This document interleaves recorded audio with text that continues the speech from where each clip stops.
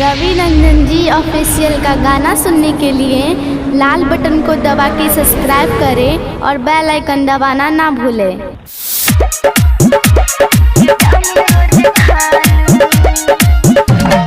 DJ Kanchan Raj Muzaffarpur. Mister Ravi Ranjan Kumar दो तू हमारा से बना तारू चालू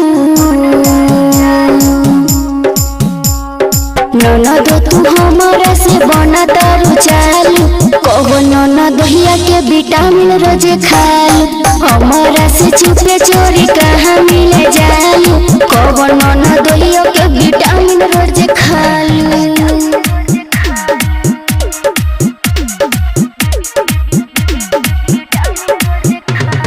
डीजे कंचन राज मुजफ्फरपुर। पहले तू रोलो दूबर बहत्तर हो अब तू हो गईलो चाकर हो एनन तो बुझा। पहले तू रोलो दूबर बहत्तर हो अब तू हो गईलो चाकर हो। दिन दोपहरिया में कहाँ से आवेलू दिन दोपहरिया में कहाँ से आवेलू कहो ननद हिया के विटामिन रोज खालू हमारा से छुपे चोरी कहाँ मिले जालू कहो ननद हिया के विटामिन रोज खालू।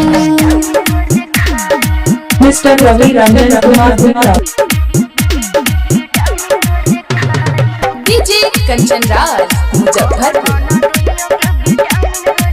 रवि रंजन कुमार तुझे देखेला ओकरा से काहे तू उठे गेला रवि रंजन कुमार तुझे देखेला ओकरा से काहे तू उठे गेला कहिए के रोजे भाग जालू कहिए के रोजे भाग जालू कहो ननद हिया के विटामिन रोज खालू हमारा से छुपे चोरी कहाँ मिले जालू कहो ननद हिया के विटामिन रोज खालू। बतावा। रवि रंजन जी ऑफिशियल का गाना सुनने के लिए लाल बटन को दबा के सब्सक्राइब करें और बेल आइकन दबाना ना भूलें।